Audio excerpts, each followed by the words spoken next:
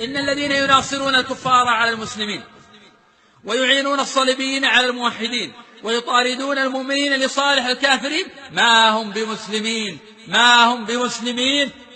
بمسلمين وينبغي ألا يختلف في ردتهم، فإن الذي يقومون به يناقض أصل الإيمان ولا يجتمع معه.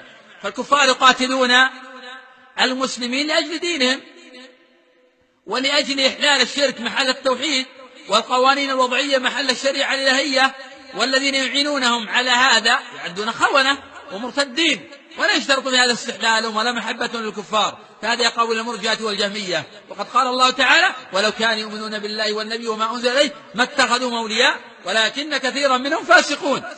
وقد قال أبو محمد بن حزم رحمه الله تعالى في المحلى: صح أن قوله تعالى ومن يتولوا منكم فإنه منهم إنما هو على ظاهره بأنه كافر من جملة الكفار، وهذا حق لا يختلف فيه اثنان من المسلمين.